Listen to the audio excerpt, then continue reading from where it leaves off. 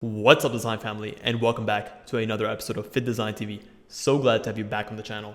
On today's episode, we'll be looking at PVC, a component that's often used to make smooth and shiny clothing that we typically see being used in both the goth and punk fashion spaces.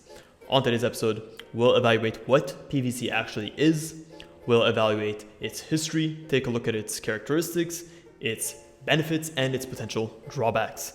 So on today's episode, we'll also be able to give you the information necessary to allow you to walk away with a much better understanding of what this commonly misunderstood material actually is. That way you can make a decision on whether it's going to be the right choice for you, whether you want to incorporate it into your wardrobe or your designs in an upcoming fashion collection.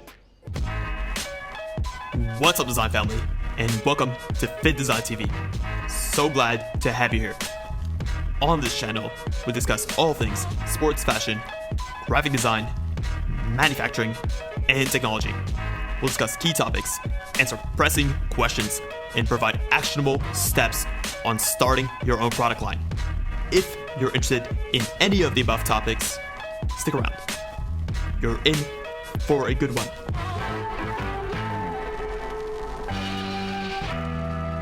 Getting right into the topic, PVC is sometimes referred to as vinyl or as vignon.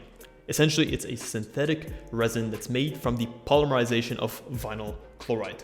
Naturally, it's going to have a smooth and shiny plastic surface that is naturally white, but of course, it can be dyed to pretty much any color that you want. It's often confused with patent leather because of its appearance and its characteristics. Now, let's actually take a brief look at the history of PVC. PVC was first invented in 1931 by an inventor of the name of Waldo Simon. It was first created as a replacement to rubber and is considered one of the earliest synthetic fibers on the market that was made available. Its first commercial use of the fiber was actually in 1939, and it gained mainstream popularity in the 1950s and 1960s. PVC is particularly prevalent in specific niche categories like goth, punk, and fetish style clothing. So now that we've actually defined what PVC is, what its history is like, we'll look at its characteristics. So why is this material something that you may actually want to consider? There are a ton of reasons, and they all stem down to the following characteristics. Number one, PVC is highly durable. It's a material that can definitely take a beating and will stand the test of time. Number two, it's less heat resistant than fibers like polyester and nylon, which means that it can't be ironed readily. So definitely bear that in mind. And number three, it's tear resistant. This again goes back to its durability. It's extremely sturdy and is very difficult to tear open, and actually can only be cut through with a pair of scissors or shears. Number four, PVC is extremely water resistant. So the surface of a PVC fabric is hydrophobic. Water will roll right off. This makes it a great option for outerwear that needs to protect against the elements, especially against rain.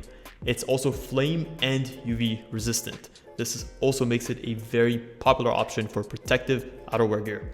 It's chemical resistant, and it's insects and mildew resistant.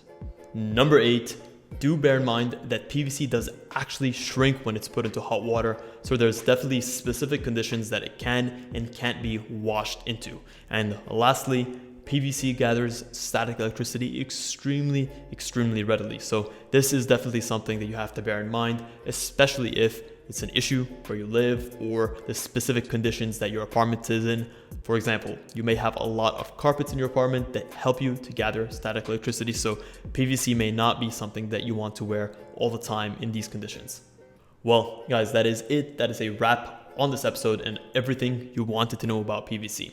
By now, you should have a much better understanding and comprehension of the history of this fiber, how it's made, and its key characteristics. Also, if you enjoyed this type of episode, please consider checking out our YouTube channel. We've done many others where we've covered key fibers like polyester, nylon, spandex, bamboo, and a ton of other ones. So definitely check those out. They're easy to understand, bite-sized episodes, and you guys can go through them extremely quickly. Also, if you enjoy this type of content, please consider subscribing. We put out great content on a week-to-week basis and haven't missed a beat in over 2 years, so you definitely won't regret that. Guys, thank you so much for tuning in to this episode of Fittdesign TV. Until next episode, stay awesome.